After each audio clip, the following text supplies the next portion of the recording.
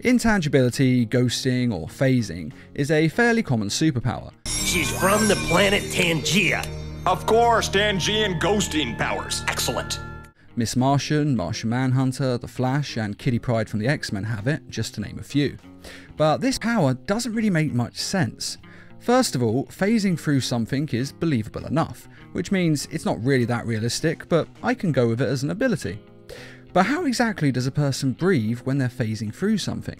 Because oxygen would simply phase through your body, so it would be impossible to breathe. After all, if a wall can phase through you with no hassle, what chance does oxygen have? So this severely limits how long this power could be used for before a person would suffocate. Now, to be fair, of course, most walls aren't actually that thick, so you could easily get through one wall quite easily. And of course, this power is only relevant for those who have the power and also need to breathe, as some of the people that can phase through things don't need to breathe at all. And the next problem with this power is gravity. Either gravity affects you in this state, or it doesn't. If it does affect you, then logically, as soon as you're out of phase, you'd immediately start sinking through the ground, because you'd phase right through the ground just like you'd phase right through a wall. Which could be fine if you're inside a building that's several stories tall, as you could stop phasing when you hit the next level. But if you were on the ground level, you could have no place to stop. I dreamed you phased away. I dreamed you couldn't stop. Or you'd manage to keep going long enough that you'd make it through the Earth's crust until you end up at the Earth's core. And most likely you would die on the way, but if you did somehow manage to live, you'd then spend the rest of your life trapped in the Earth's core, slowly going insane. But if gravity doesn't affect you, then as soon as you started phasing, you'd immediately start floating into the sky, as there's no force keeping you attached to the ground anymore.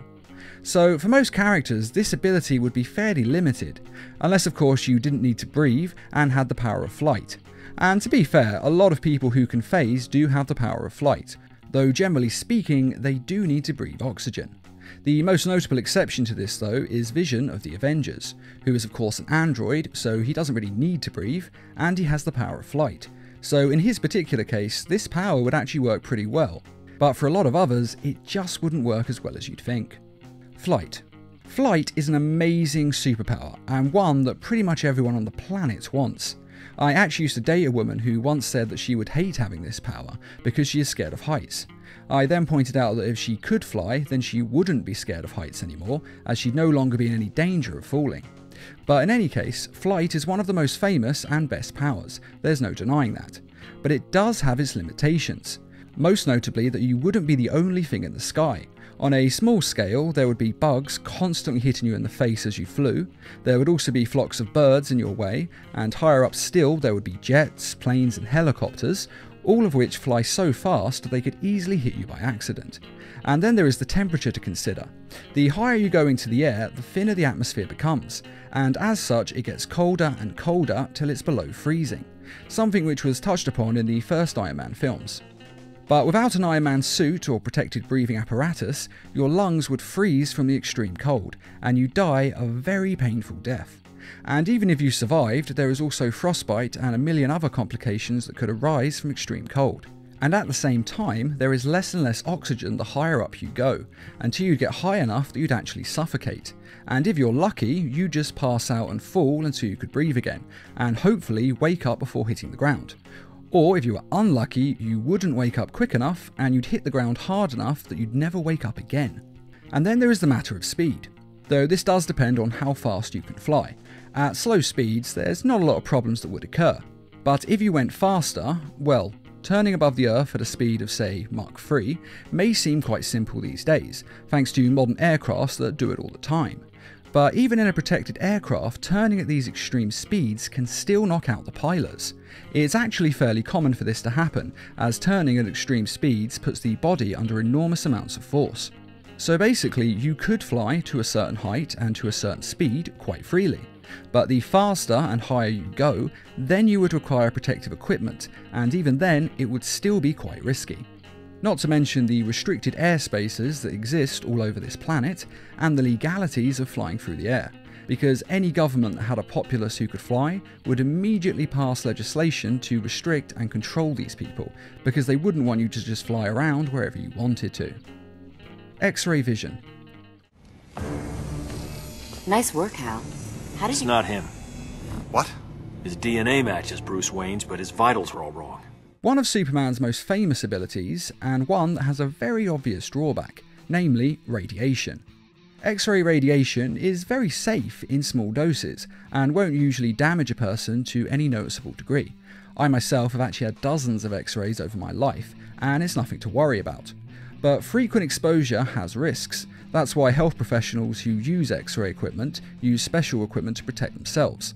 And in England they usually retreat to behind a lead-lined space, because if you continually expose to X-ray radiation again and again over long periods of time, then it can cause cancer and a host of other radiation-based problems. Now, to be fair, usually when a person has X-ray vision, it's not normally due to using X-ray radiation. The term has just become synonymous in comics for being able to see through objects. And in a lot of Superman's incarnations, along with other characters who have this ability, the way they see through things is not from X-ray radiation. They're just able to basically see through things perfectly clear, and we're never really given that much detail in how this is possible. And this is one of the other differences that has to be said. Seeing through an X-ray doesn't really show that much detail, whereas Superman and others can see through in perfect detail on each level, meaning it's unlikely that X-ray radiation is actually being used. But in some versions of Superman's character, it is explicitly stated that Superman's X-ray vision does indeed use X-ray radiation. In fact, in one episode of Superman the Animated Series, they make a point of telling the audience that Superman and Supergirl's X-ray vision uses this radiation, as the villain creature Unity is vulnerable to X-ray radiation, and they use it to defeat the creature. Thanks, but how did... Remember when Ma woke up? It was the X-rays. And somehow the X-ray radiation that Superman uses allows him to see through any object, apart from lead, perfectly clearly. And this doesn't make sense because anyone who's actually seen an X-ray will know you don't actually get to see in that much detail. But in other versions of Superman's character, the X-ray radiation that he uses to see through objects are the same as the X-rays taken at a hospital, as in you can only see shadows and greys and the whites of the bones and teeth. This is rarely done though because, let's be honest, if we're going to have X-ray vision, you want to be able to see through things clearly. But in some versions, Superman does use X-ray radiation. And since this would mean that your eyes are constantly pumping out this radiation, it could damage your own body as well as others. Although in Superman's case, I think he'd probably be immune to the dangers of X-ray radiation. But if we, on this planet, as humans, were able to use it, we would get severe radiation poisoning, and it would most likely lead to our eyes having to be removed, and possibly in our own deaths. And anyone you were using this vision to look at would constantly be getting a dose of high radiation, and this could cause severe damage and cancer in the people around you. The doctor says it's as if our breasts have been X-rayed 5 hours a day, every day for the last 3 years. Oh my God, that's terrible. First every woman I've ever known, and now you guys. So in reality, X-ray vision would not look nearly as good as movies, comics and TV shows would have us believe, as you'd only really be able to see people's bones in any detail. But if the vision doesn't use X-rays, then it wouldn't be so bad.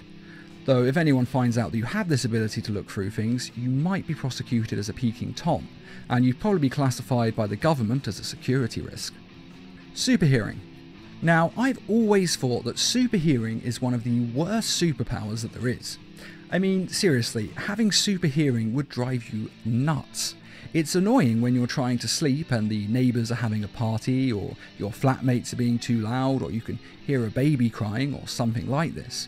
So imagine how bad that would be if you could hear everything across the entire city that you're in. Everyone talking, all the noise from speakers, all the noise from cars and crying children.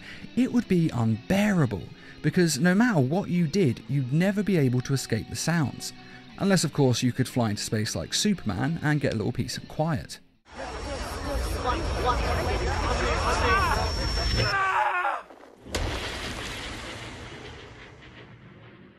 Now, I do have to say that although I do think this power is terrible, your mind might filter out a lot of the noise that you're hearing. You see, we all hear it a lot more in our day-to-day lives than we realise. This is because as you grow up, your mind learns what sounds are important and what sounds are less important, and it filters them out.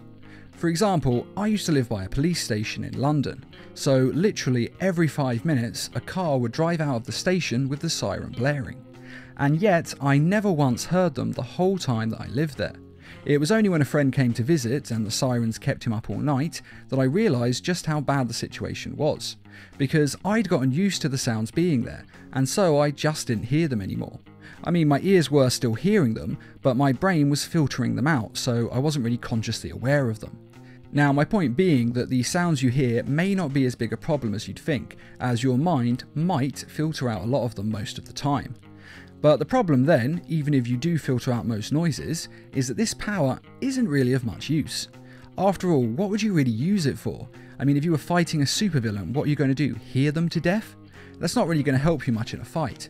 And even if you could learn to listen for heartbeats or something like that, hearts do all sound pretty much the same, so it'd be a difficult task to track someone using just their heartbeat like Daredevil does. Up there! Because there are so many people with beating hearts that focusing on just one would be all but impossible. So at worst, this problem would drive you nuts from all the constant sounds that you would always be hearing 24/7, and you'd have a permanent headache. And at best, you'd be able to overhear some people gossiping. I mean, there are some situations where that would be useful, if you were, say, a spy, a private detective, or of course a superhero, but even then, 99 times out of 100, listening in wouldn't give you that much information, unless you're there at the exact right moment you need to be to hear something that's vitally important. Which happens all the time to superheroes, to be fair, but you have to realise that that's scripted. They're always meant to be there at the right time so that the audience knows what's happening. Surprises people. Did start out pretty young. Paper route at 7. Jimmy. But in the real world, you'd most likely miss the important stuff. And although you might hear something useful, anything you heard that was incriminating wouldn't be admissible in court as evidence anyway, so it wouldn't actually be that useful in bringing people down. Controlling the weather. Now, this power is actually one of the more impressive and useful powers that there is. Thor frequently summons lightning and uses it to good effect. In fact, the end fight sequence from Thor Ragnarok is not only my favourite Marvel fight sequence, I'd say it's debatably the best one in superhero movie history. And this power has many other uses besides fighting. In the case of Storm from the X-Men, she's used it on numerous occasions to bring rain to regions that are suffering from extreme droughts, and actually saved a lot of lives.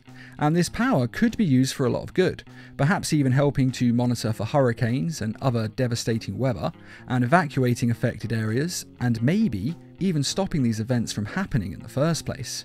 But there are two major problems with this superpower. The first is that weather doesn't happen as fast as superhero shows and movies make out. And what I mean by that is that rain clouds can't just form instantaneously. They have to come from somewhere, and water has to be absorbed in the right amounts to make the clouds rain, and the winds would have to move those clouds into the right position. My point being that although you could use this superpower to do this, it'd take a long time to make it happen. Meaning, by the time that you've summoned the lightning to attack the bad guy would have just shot you and run away. So you'd need to have it ready in advance, but even then there is the second problem to consider. And that second problem is that the weather is a global system, which means that what happens in one region of the planet affects all the other regions as well. It's just like the saying about a butterfly flapping its wings causing a tsunami on the other side of the world. Basically, changing the weather in one place could cause extremely bad weather in another place. And I don't mean by that it could be raining all day, I mean it could cause hurricanes or freezing snowstorms that could potentially kill people. Now, if you could fix it so that bad weather only happened at sea, well, it might not actually be that big of a problem, because it at least wouldn't affect humans as severely. But even then, having bad weather at the sea would affect a lot of other places. For example, if you'd have cold weather somewhere at sea, that would raise the temperature in other places and lower it in places that were meant to be hot. Basically, it's all connected, and no matter how you do it, you could potentially cause a lot of damage. I mean, if you were to say change the weather in Africa to make it rain and stop a drought, this could then cause a hurricane to form on the other side of the world. And if it happened over a country, then a lot of innocent people could be killed. So you'd have to be extremely careful when using this power, or else you'd inadvertently hurt a lot of other people. And that kind of defeats the purpose of it, because the whole point of being able to change the weather is that you can change it when you want to what you want. But in reality, you'd have to take a lot of factors into consideration, because it could have major fallout and it could harm or kill a lot of innocent people. And that is 5 more superpowers that would kinda suck in real life. And I just want to say that although I'm pointing out the flaws in these powers, I'm not doing it to diminish them. I'm just saying that the reality of having these powers would be different than what you see in a comic. And I'm also saying that I would kill to have any one of these powers, even with these weaknesses, because who doesn't want superpowers, even if you had to live with these drawbacks? But what do you think of these powers? Are there any other flaws with them that you think I've missed? And are there any other superpowers that you think would also suck if you had them in real life? Be sure to let us know in the comments, and I'd just like to say a quick thank you to those who made this video possible.